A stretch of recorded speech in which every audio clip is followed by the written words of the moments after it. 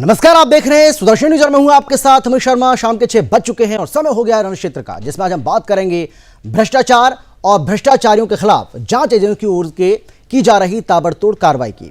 लोकसभा चुनाव बेहद नजदीक है, लेकिन उसके पहले ईडी ने अपनी जांच को धार देना शुरू कर दिया है, जिससे विपक्षी नेताओं में खलबली मची हुई है। ईडी की कार्रवाई से बचने के लिए ये नेता भागे भागे फिर रहे हैं। दरअसल झारखंड के मुख्यमंत्री हेमंत सोरेन से मनी लॉन्ड्रिंग मामले में पूछताछ के लिए उनके दिल्ली स्थित आवास पहुंची, लेकिन वो वहां से फरार हो गए। हालांकि घंटों की तलाशी के बाद मुख्यमंत्री कार्यालय से यह जवाब आया कि हेमंत सोरेन 31 जनवरी को ईडी के सामने पेश होंगे, लेकिन अभी तक यह पता नहीं चल पाया है कि आखिर हेमंत सोरेन कहां हैं।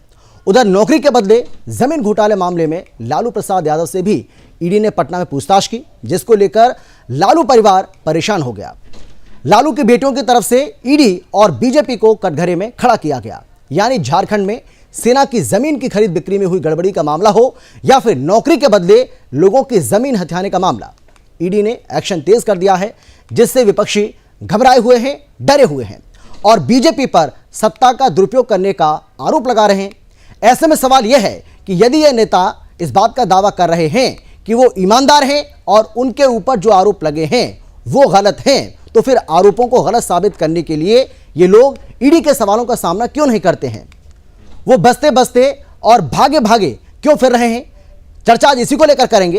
पहले एक रिपोर्ट भी आपको हम दिखाएंगे, लेकिन उसके पहले इसी पूरे मामले को लेकर एक रिएक्शन सामने आ रहा है, प्रतिक्रिया आ रही है, वो आपको सुनवाते हैं, उसके बाद रिपोर्ट आपको दिखाएंगे। ट्रेसलेस वाली जो बातें चल रही है, खबर ट्रेसलेस है, पता नहीं चल रहा है क्या, मतलब वो हम लोग सुनते थे ना, क्या एक तो कहावत भी है, गोद में बच्चा शहर में ढिंढोरा। बाबूलाल जी ने इस बीच एक ट्वीट किया था और वो राज्यपाल से कह रहे हैं कि बाबूलाल जी ने भी ट्वीट किया है और कह रहे हैं कि सीएम ट्रेसलेस है। बाबूलाल जी को अपॉइंटमेंट चाहिए तो उनको बोलिए कि एक लिखित आवेदन दे माननीय मुख्यमंत्री जी के नाम। हम लोग प्रयास करेंगे बहुत जल्द उनका अपॉइंटमेंट करवा देने का। आपके एक प्रवक्ता है मनोज पांडे, उन्होंने कहा कि भाई गिरफ्तारी की भी आशंका है और जिस तरीके से ईडी एक्ट कर रही है, तब जबकि समय दे दिया गया है। उन्होंने एक बात और कही कि संविधान, देखिए वो हमारे पार्टी के निष्ठावान कार्यकर्ता भी है और प्रवक्ता भी, साथ साथ एक इंसान भी। उद्वेग में, और ये बयान बहुत पहले का है आपका, मतलब आज ही के दिन का, बहुत अर्ली स्टेज का है। हाँ बिल्कुल, जब कहीं कुछ मतलब पूरा कुहासा था।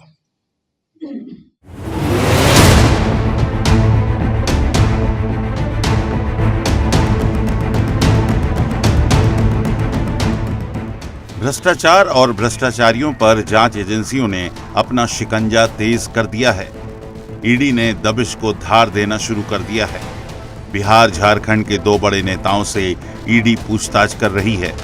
रांची से दिल्ली पहुंचे झारखंड के सीएम हेमंत सोरेन के आवास पर ईडी की टीम पहुंची और उनके ड्राइवर से जमीन घोटाले में पूछताछ की।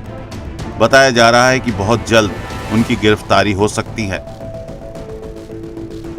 इससे पहले रांची स्थित सीएम आवास में 8वें समन के बाद ईडी की टीम ने पूछताछ की थी और 9वां समन देकर पूछताछ करने के लिए 27 से 31 जनवरी के बीच समय मांगा था, पर हेमंत सोरेन ने समय नहीं दिया। हेमंत सोरेन के दिल्ली दौरे पर होने की खबर ईडी को मिली थी, जिसके बाद ईडी की टीम उनके आवास पर आई और हेमंत सोरेन के नहीं मिलने पर उनके ड्राइवर को अपने साथ ले गई। वहीं दूसरे मामले में ईडी की टीम ने बिहार के पूर्व मुख्यमंत्री लालू प्रसाद यादव से पूछताछ की। इसके लिए उन्हें पहले ही समन जारी किया गया था। खराब स्वास्थ्य की वजह से उन्होंने दिल्ली में पूछताछ में शामिल होने से असमर्थता जताई थी, तो ईडी की टीम ने पटना ऑफिस आने की छूट दी। लालू प्रसाद यादव पटना स्थित ईडी कार्यालय अपनी बेटी मीसा भारती के साथ पहुंचे, जहां उनसे पूछताछ हुई। लालू के आने से पहले ही ईडी कार्यालय के पास आरजेडी समर्थकों की भीड़ जुट गई थी। ईडी की टीम लैंड फॉर जॉब मामले में लालू यादव से पूछताछ कर रही है। वहीं लालू के छोटे बेटे और बिहार के पूर्व डिप्टी सीएम तेजस्वी यादव से भी ईडी की पूछताछ होनी है। इसके लिए तेजस्वी को ईडी समन कर चुकी है। दिल्ली के मुख्यमंत्री अरविंद केजरीवाल भी ईडी की जांच का सामना कर रहे हैं। पश्चिम बंगाल में टीएमसी नेता शेख शाहजहां के घर जब ईडी शिकंजा कसने पहुंची, तब भीड़ ने ईडी पर ही हमला बोल दिया। कुल मिलाकर भ्रष्टाचार और भ्रष्टाचारियों पर ईडी की कार्रवाई से सियासी हलकों में कोहराम मचा हुआ है। विपक्ष केंद्र सरकार पर जांच एजेंसियों के दुरुपयोग का आरोप लगा रहा है, लेकिन बीजेपी का कहना है कि इस कार्रवाई से उसका कोई लेना देना नहीं है। भ्रष्टाचार पर यह कड़ा प्रहार आगे भी जारी रहेगा। Bureau report, Sudarshan news.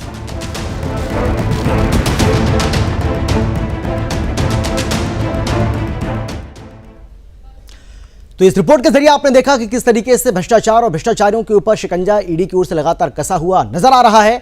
हालांकि बार बार ये कहा जा रहा है, तमाम जो विपक्षी नेता हैं, विपक्षी पार्टियों के जो नेता हैं, उनका ये कहना है क्योंकि लोकसभा चुनाव अब नजदीक है और इसीलिए जानबूझकर हमें परेशान किया जा रहा है, हमारे पीछे ईडी और सीबीआई को लगा दिया गया है। लेकिन आपको याद होगा कि प्रधानमंत्री नरेंद्र मोदी की ओर से बिल्कुल साफ कर दिया गया था कि भ्रष्टाचार और भ्रष्टाचारियों को लेकर उनकी जो पॉलिसी है वो जीरो टॉलरेंस की है और उसी पर वो काम करेंगे, चाहे उनके ऊपर किसी भी तरीके का कोई भी आरोप लगाया जाए, उससे उनको कोई फर्क नहीं पड़ता है। चलिए आज चर्चा इसी को लेकर करेंगे, लेकिन कौन कौन खास मेहमान हमारे साथ मौजूद है, सबसे पहले उनसे आपका हम परिचय कराते हैं। हमारे साथ सत्येंद्र सिंह जी जुड़ गए, जो कि पूर्व डिप्टी डायरेक्टर हैं ईडी के। बहुत स्वागत है सर आपका। इसके अलावा हमारे साथ आरजेडी के नेता सैफ अली जी जुड़ गए, आपका भी स्वागत है सर। इसके अलावा बीजेपी के प्रवक्ता आलोक वत्सी भी हमारे साथ हैं और कांग्रेस की ओर से कांग्रेस के प्रवक्ता मुन्ना खान जी हमारे साथ हैं। आप सभी का एक बार फिर से स्वागत करते हुए सत्येंद्र जी, सबसे पहले मैं आपके पास आना चाहूँगा और सवाल मेरा सीधा सा आपसे है कि क्योंकि आप इतने बड़े पद पर इतने वर्षों तक रहे सर, आप हमें ठीक से बता पाएंगे क्या आपको ये नज़र आता है या आपको कोई ऐसी बात ध्यान में आती है जब किसी भी राज्य का मुखिया, किसी भी राज्य का एक मुख्यमंत्री ईडी के सवालों का सामना करने के बजाय वो भागता भागता फिर रहा हो, वो बसता बसता फिर रहा हो? कोई ऐसा वाकया आपको नजर आता है? क्योंकि मुझे ऐसा लगता है कि एक बहुत गंभीर मामला है। जब उनको ईडी के सवालों का सामना करना चाहिए, ईडी के सवालों का जवाब देना चाहिए, वो जब ये कह रहे हैं कि मैं ईमानदार हूं, मैं पाक साफ हूं और जो आरोप है वो बेबुनियाद हैं, तो वो बच रहे हैं उससे। सत्येंद्र जी नमस्कार। अमित जी जी अमित जी, मैं कहना चाहूंगा कि ये अपने आप में एक अभूतपूर्व स्थिति पैदा हुई है। ऐसा पहले कभी नहीं हुआ कि संवैधानिक पद पे बैठा हुआ व्यक्ति किसी कानूनी संस्था का सामना करने के बजाय कहीं मिल नहीं रहा हो, क्योंकि ये तो वाकई बहुत गंभीर चीज है जी। ऐसा पहले कभी नहीं हुआ है।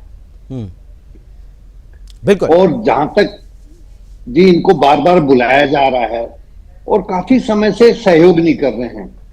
मतलब 9वें बार सम्मन पे इन्होंने पहली बार कुछ सहयोग किया, अब जब दोबारा इनको एक सम्मन भेजा गया तो उसका जवाब देना भी इन्होंने उचित नहीं समझा, क्योंकि जबकि इनको पूरी लिबर्टी दी गई थी कि इन डेट्स के बीच में आप बताएं कि किस डेट को आपसे बयान लिए जा सकते हैं, जबकि साधारणतः यह सुविधा आम नागरिक को नहीं मिलती है, जबकि कानून सबके लिए समान है। जी अमित जी बिल्कुल।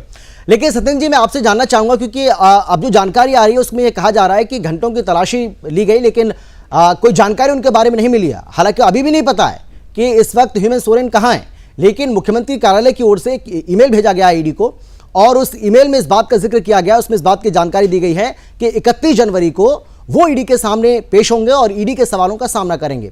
लेकिन ऐसे में सवाल यह है कि अगर इसकी टेक्निकलिटी को देखें तो अब ईडी के सामने क्या विकल्प बचता है, क्योंकि कहा जा रहा है कि आज अगर वो ईडी के सामने पेश होते तो हो सकता है कि उनकी गिरफ्तारी हो जाती, तो 31 जनवरी को क्या बच पाएंगे वो?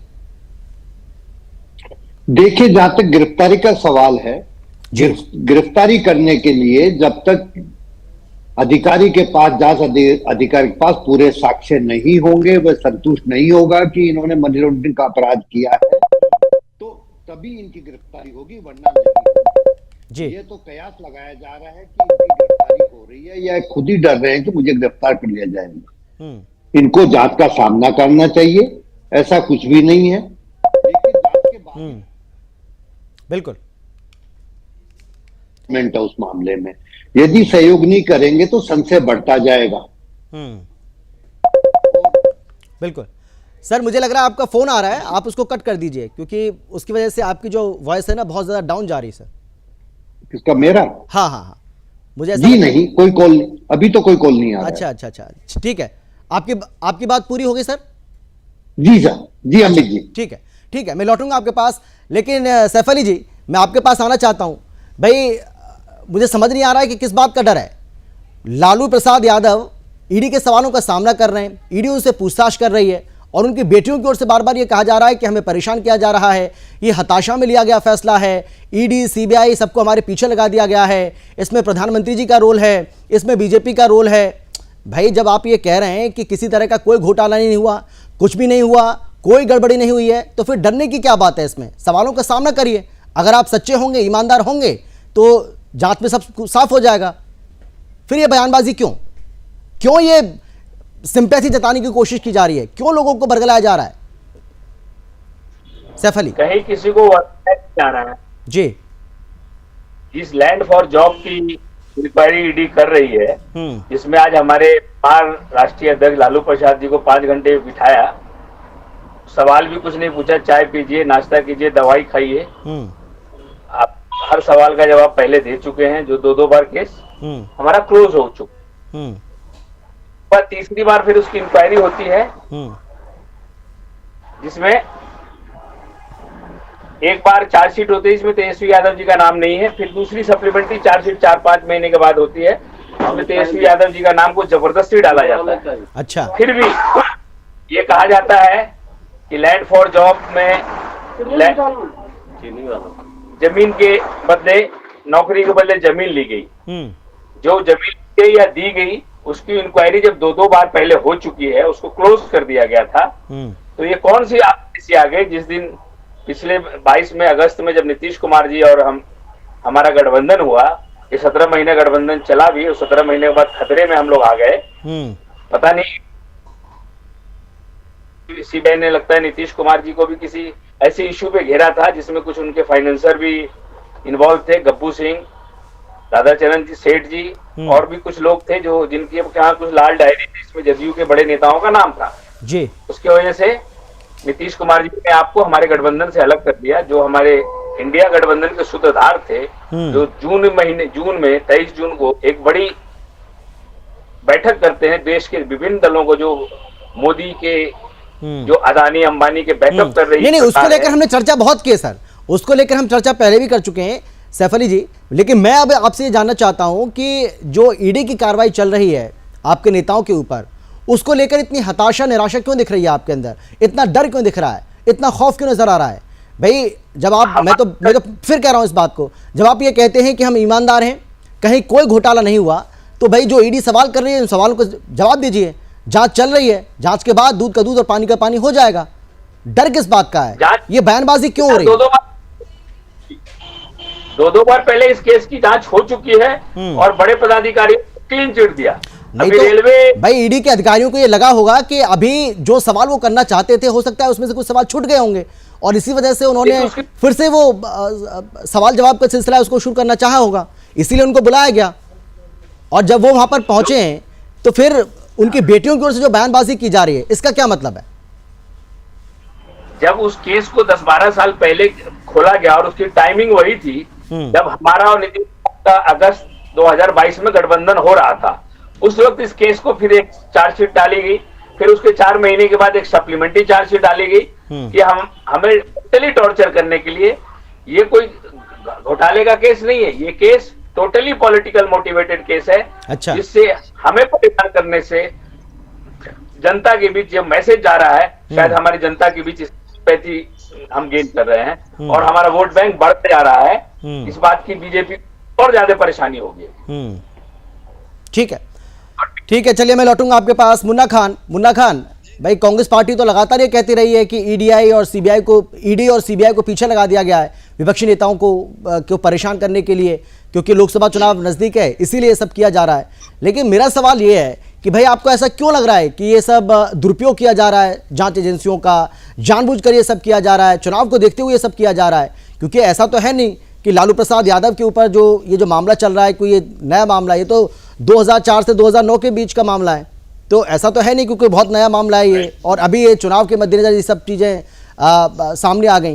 ये तो बहुत पहले से चल रहा है ना, तो आपको ऐसा क्यों लगता है कि ये लोकसभा चुनाव के मद्देनजर सब कुछ किया जा रहा है और इसीलिए जांच एजेंसियां जो हैं वो अपनी जांच को तेज कर चुकी हैं? देखिए, बिल्कुल सरल तरीके से समझने की जरूरत है। संदेह के घेरे में ईडी और सीबीआई इसलिए है क्योंकि 2014 के बाद 5440 केस रजिस्टर्ड हुए ईडी और सीबीआई के द्वारा, जिसमें 5 भारतीय जनता पार्टी के नेताओं के नाम नहीं, सभी नाम विपक्षी नेताओं के, सभी। ऐसा संयोग तो नहीं है? क्या यह भी संयोग है कि जिसके घोटाले के बुकलेट छपा करके देश के गृह मंत्री बांटा करते थे? मैं शुभेंदु अधिकारी और हेमंत बी शर्मा की बात कर रहा हूँ। क्या वो भी अब वॉशिंग पाउडर निर्मा से साफ हो गए? बीजेपी में जाते उसके सारे दाग धुल गए? क्या येदियुरप्पा को हम भूल जाएं? क्या रेड्डी ब्रदर्स को भूल जाएं? क्या बेलारी ब्रदर्स भूल जाएं? क्या जैन डेयरी में जो एलके अडवाणी का नाम है वो भूल जाए?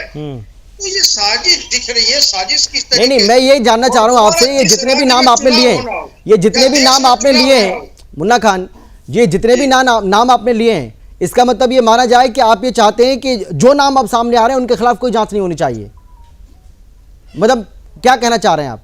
मैं समझ नहीं पाया आपकी बात। ये कहना चाह रहा हूँ हाँ। ईडी सीबीआई नहीं, अगर इनके ऊपर आरोप लगे हैं, अगर इनके ऊपर आरोप लगे हैं मनी लॉन्ड्रिंग के, जमीन घोटाले के, खनन घोटाले के, तो जांच होनी चाहिए या नहीं होनी चाहिए?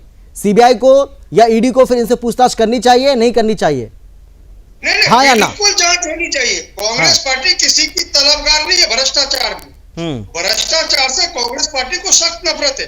मैं तो खिलाफ हूँ भ्रष्टाचार के, लेकिन मैं इस बात से खिलाफ हूँ कि पक्षपात के द्वारा क्यों कार्रवाई की जाती है। निष्पक्ष कब होगी ईडी और सीबीआई? अच्छा, मैं कहता हूँ आप जांच कीजिए, निष्पक्ष होकर जांच कीजिए। घोटाला अगर भारतीय अच्छा, जब यूपीए की सरकार थी मुन्ना खान, विपक्षी दल करे तो वहां तामझाम लेके मुन्ना खान, जब यूपीए की सरकार थी तब ये दोनों जो जांच एजेंसी हैं तब निष्पक्ष थी क्या? तब स्वतंत्र थी, आजाद थी पूरी तरह से यूपीए के समय में? नहीं, कांग्रेस के समय में बिल्कुल निष्पक्ष थी, कार्रवाई अच्छा। होती थी। अगर नहीं होती, ए राजा जेल नहीं जाता, कनीमोजी जेल नहीं जाता। निष्पक्ष तौर पे काम किया। जबकि हमारी सरकार थी, हम बचा सकते थे, लेकिन हमने नहीं बचाया। हमने कभी भी भ्रष्टाचार से समझौता नहीं किया, चाहे ए राजा हो, सुरेश कलमारी हो, कनीमोजी हो, कोई भी हो, एबीसीडी, हमने किसी को बख्शा नहीं। भारतीय जनता पार्टी के शासनकाल में देखिए आप, कांग्रेस पार्टी के शासनकाल में 14 नेता जिसमें भ्रष्टाचार के आरोप लगे और इमीडिएटली उसे इस्तीफा लिया गया। लेकिन यहाँ तो एफआईआर के लिए सुप्रीम कोर्ट का दरवाजा खटखटाना पड़ता है। सुप्रीम कोर्ट के फटकार लगने के बाद ब्रिजभूषण शरण सिंह पे एफआईआर होती है। सुप्रीम कोर्ट के फटकार के बाद शिवराज सिंह चौहान पे एफआईआर होती है, जिसका कोई अता पता ही नहीं है। तो ये चाल और चरित्र भारतीय जनता पार्टी का दिख रहा है कि आप जब तक निष्पक्ष होकर के चलिए जवाब ले लेते हैं, कार्रवाई नहीं करोगे। ठीक है, जवाब ले लेते हैं। आलोक वत्स जी, जवाब दीजिए। भाई, सीधा आरोप लगाया जा रहा है कि विपक्षी नेताओं को परेशान करने के लिए, विपक्षी पार्टियों को नीचा दिखाने के लिए सब किया जा रहा है, और लोकसभा चुनाव के मद्देनजर आप कर रहे हैं। आलोक जी, मैं आपको एक चीज की याद दिला दूं जी। आपको भी मालूम है और मुन्ना खान जी को भी मालूम है कि लालू यादव सजायाफ्ता हो चुके हैं। अब इस जन्म में वो कोई चुनाव नहीं लड़ सकते हैं। तो ये जो केस उनके ऊपर हुआ था जी, उस समय माननीय प्रधानमंत्री मनमोहन सिंह जी थे, जब ये चारा घोटाला का केस रजिस्टर हुआ था। और कांग्रेस पार्टी के जितने भी वरिष्ठ नेता हैं, किसी एक्सेप्ट मनमोहन सिंह, सबके सब किसी न किसी केस में बेल पे है। राहुल गांधी बेल पर, सोनिया गांधी बेल पर, चिदम्बरम बेल पर, गहलोत बेल पर, जितने भी नेता का नाम लीजिए, 1-2 तो दिवंगत भी हो गए। तो ये क्यों बेल पे है? और अगर सीबीआई गलत कर रही है इनके मुताबिक, तो जो आपके 2 बड़े नेता जेल में हैं, उनका 5वीं बार बेल प्ली क्यों रिजेक्ट कर दिया सुप्रीम कोर्ट ने? उसमें बीजेपी का क्या लेना देना है? अगर सुप्रीम कोर्ट उनको बेल दे देती तो बीजेपी क्या रोक देती? हिम्मत है रोक देने की? और अगर इनके पास पुख्ता सबूत है हमारे किसी नेता के खिलाफ, तो ये आपके टीवी चैनल पर बखान करने के बजाय ये कोर्ट में क्यों नहीं ले जाके खड़ा कर देते हैं उसको? तो कथनी और करनी में अंतर है। और ये पूरा देश जानता है कि क्षत्रप नेताओं ने और कांग्रेस ने तो अपने पूरे रेजिम में 3,82 अरब डॉलर का घोटाला किया। जितने भी क्षत्रप नेता हैं वो सब के सब ने किस तरीके से स्टेट को लूटा है, ये किसी से छिपा हुआ नहीं, पूरा देश जानता है। और ये नरेंद्र मोदी की सरकार है। अगर किसी ने राज्य का या राष्ट्र का पैसा खाया है या उसको लूटा है या उसके साथ बदसलूकी करके अपने खाते में उसको ले जाने की कोशिश की है, तो कब्र खोद कर भी हम वो पैसा भारत का और राज्य का बाहर निकालते रहे। ये प्रण और ठान लिया है हमने, उसके तहत कार्रवाई हो रही है। बिल्कुल, इसमें बीजेपी का आप पाक साफ है तो आप जाइए वहां बयान दीजिए। बिल्कुल सही बात है। आप आगे क्यों फिर रहे हैं? 8 बार 9 बार आपको समन जा रहा है। एक आम आदमी को एक समन के बाद पुलिस उठा लेती है, आपके साथ तो इतनी भावनात्मक तरीके से कार्रवाई कर रही कि आपको बार बार रिक्वेस्ट किए जा रही है और आप आ नहीं रहे। क्यों नहीं आ रहे? बिल्कुल, तो जान लीजिए देर सवेर जिन लोगों ने भी भारत का और राज्य का पैसा लूटा है, इन सबको इसकी परिणति जेल के अंदर जाके काटनी पड़ेगी, इसमें कहीं कोई संशय नहीं। हम छोड़ेंगे नहीं।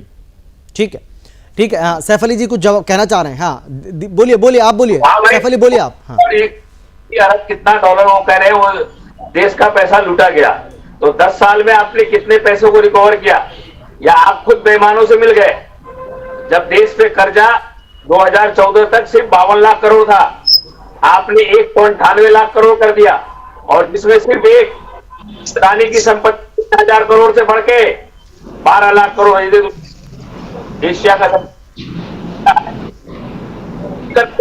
टेलीविजन पर क्या बोलते हैं, कोर्ट में क्यों नहीं ले जाते हैं?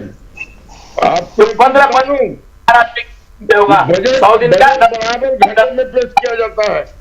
और अगर 1,55,000 करोड़ का कर्ज है तो जो हमारा फॉरेन एक्सचेंज रिजर्व है उसके बारे में भी पता कर लीजिए कि कितना है।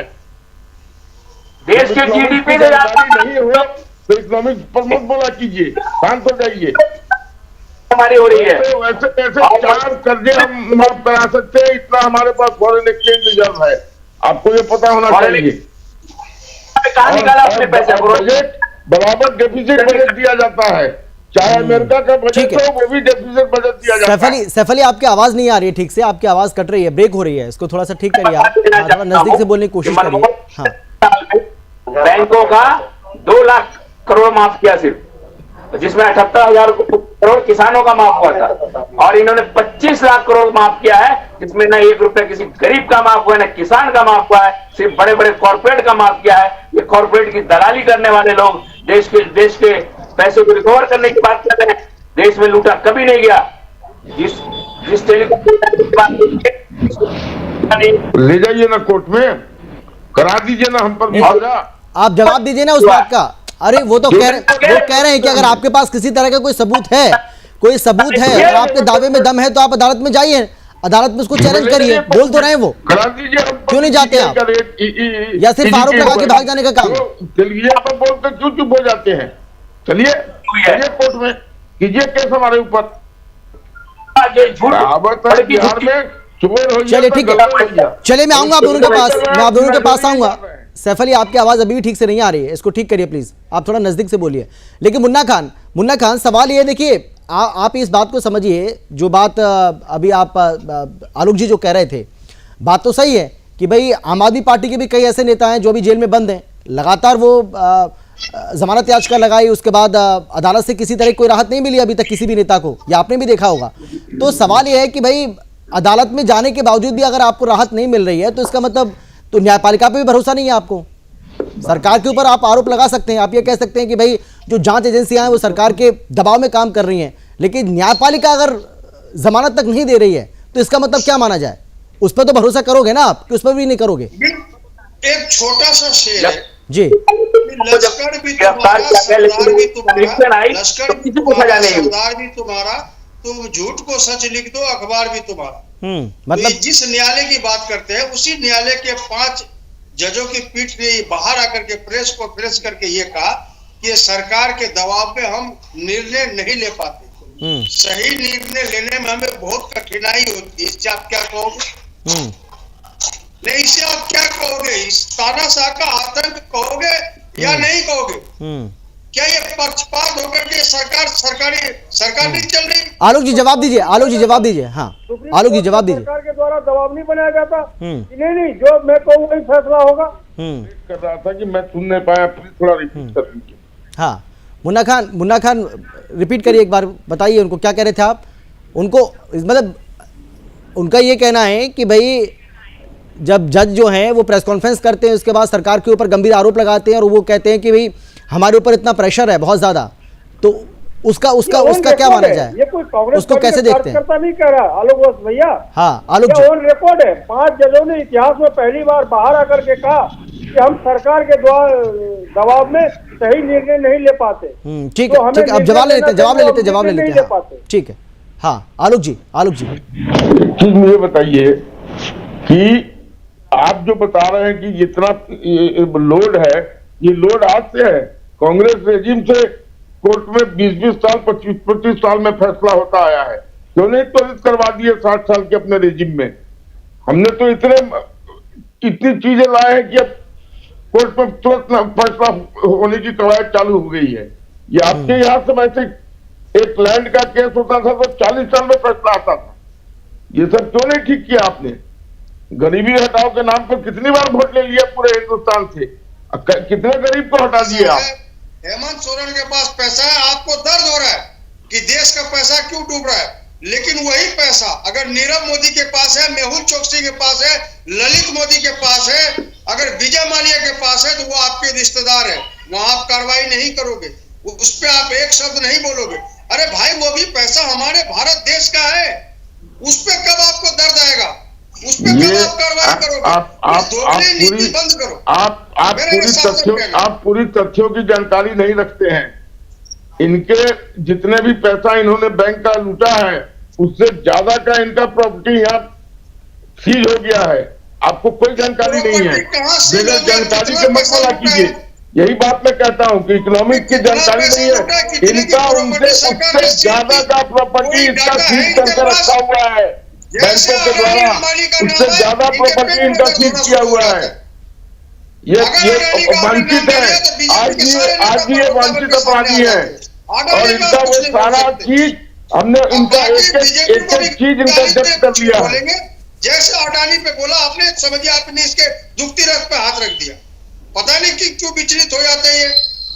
अडानी के पैसे पे नहीं बोलेंगे, अंबानी के पैसे पे नहीं बोलेंगे, अडानी हमारे रिश्तेदार है। अडानी को हमने आगे बढ़ाया। चलिए आज की बात मान लेता हूँ मुन्ना भाई, मेरी बात सुन लीजिए। अडानी हमारे रिश्तेदार है, हमने आगे बढ़ाया। तो गहलोत ने हमको क्यों बुला के अपने यहाँ दिया था? गहलोत सरकार ने बुलाई थी, क्यों कर्नाटक की सरकार ने उनको बुला के अपने यहाँ डिपार्टमेंट ट्रीटमेंट दिया? क्यों गहलोत जी ने उनको बुलाया था अपने यहाँ? सरकार ने पूरी कार्रवाई की, क्यों बुलाया था गहलोत जी ने? राजस्थान में गहलोत जी ने क्यों बुलाया था मुन्ना भाई? इस बात का जवाब दीजिए आप। और उनके लिए लाल दरी बिछाई गई थी।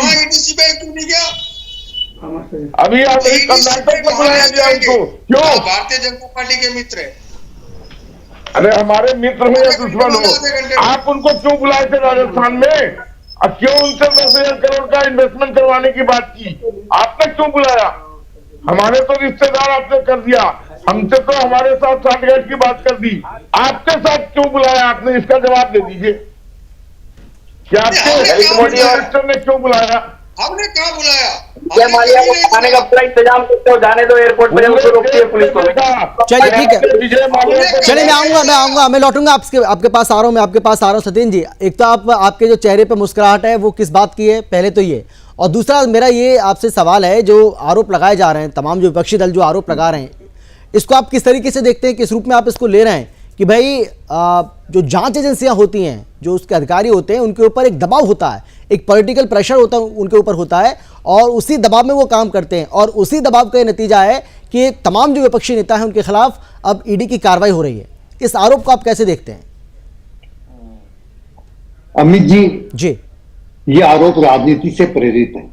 देखिए, जब पहले सत्ताएं दूसरी सरकार थी, उस टाइम जो लोग विपक्ष में थे वो भी कई बार आरोप लगाते थे कि एजेंसियां सरकार के इशारों पे नाच रही है। माननीय उच्चतम न्यायालय ने तो सीबीआई को पिंजरे का तोता भी कह दिया। बिल्कुल सही बात है। तो ये आरोप है। देखिए, हमारा लोकतांत्रिक देश है, इस देश में एक कानून से चलता है, कानून व्यवस्था है। तो ये कहना कि साहब पहले कानून व्यवस्था थी आज नहीं है, ये सरासर गलत आरोप है।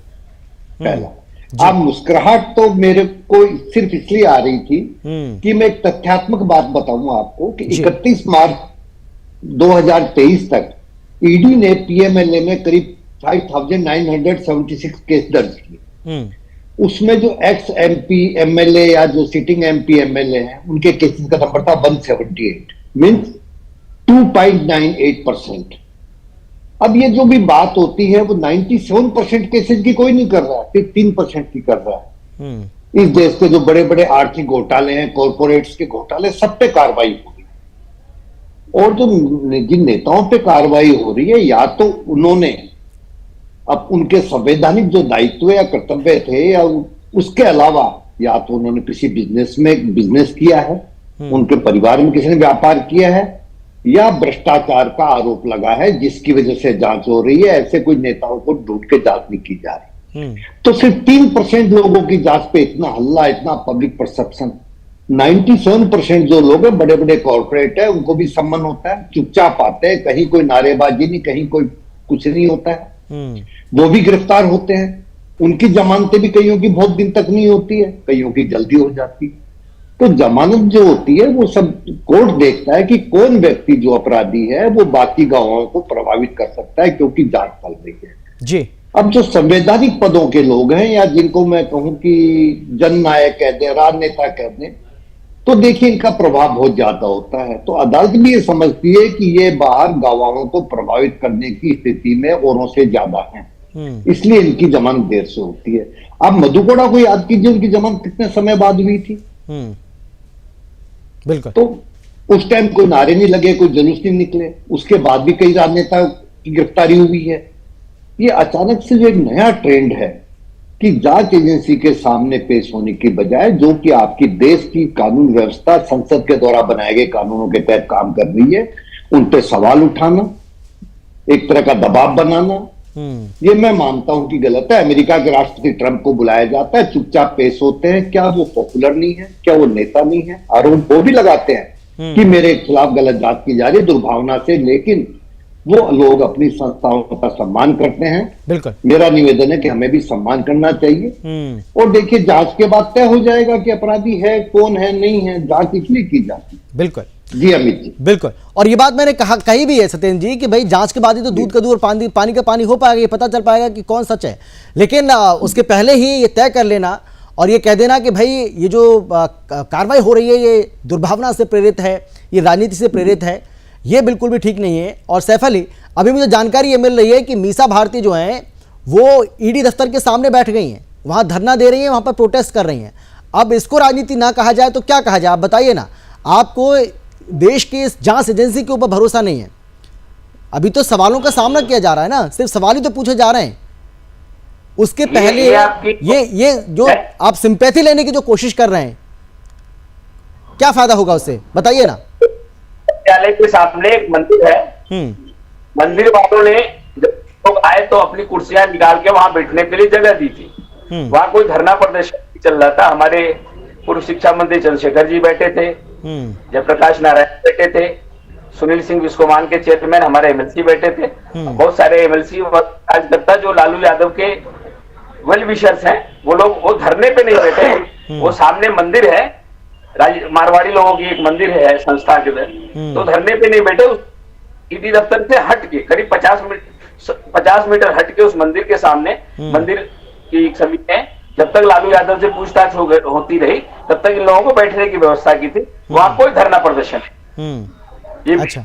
इंफॉर्मेशन ठीक है, चलिए आप इस, हाँ सत्येंद्र जी कुछ कहना चाह रहे हैं। सत्येंद्र जी जल्दी से। हाँ नहीं, मैं इस राजनीतिक मामले पे कोई टिप्पणी नहीं करूंगा कि धरना प्रदर्शन किसको कहा जाता है। क्या वो ईडी के कार्यालय में अंदर जाके ऑफिसर के चेंबर में बैठ जाते उसको धरना प्रदर्शन कहेंगे? हाँ, मतलब आप सोचिए ना, बता रहे 50 मीटर दूरी पर। अब 50 मीटर दूरी कितनी होती है पूछ लीजिए इनको। चलिए, अब मेरे पास समय बचा नहीं है। बहुत धन्यवाद आप सभी का मेरे साथ जुड़ने के लिए, चर्चा में शामिल होने के लिए। और धीरे धीरे ईडी की जो कार्रवाई है वो आगे बढ़ रही है और ये आरोप प्रत्यारोप का जो सिलसिला है वो आगे भी जारी रहेगा। लेकिन इसी तरीके से पल की अपडेट सुदर्शन न्यूज़ पर आपको मिलती रहेगी। अब आगे किसका नंबर है, वो जो नंबर है वो भी आपको हम बताने वाले हैं, क्योंकि एक के बाद एक ये कार्रवाई चलती रहेगी। लोकसभा चुनाव नज़दीक है। अब हो सकता है कि आप इसको लोकसभा चुनाव से जोड़कर देखें, लेकिन सच्चाई ये है कि चुनाव से पहले से ही इनके खिलाफ ये मामले हैं और जो कार्रवाई है ईडी की वो उससे पहले से ही चल रही है। लेकिन क्योंकि किसी भी तरीके से उनको वोट हासिल करना है, जनता में एक मैसेज जो है, एक नैरेटिव उनको सेट करना है कि भाई देखिए, दुर्भावना के तौर पर हमारे खिलाफ ये कार्रवाई हो रही है, हमें परेशान किया जा रहा है, ताकि उनको वोट मिल जाए इसके बदले। क्या जनता इस पर भरोसा करेगी, इंतजार करते हैं। फिलहाल इतना ही। आप देखते रहिए सुदर्शन न्यूज़। जय हिंद।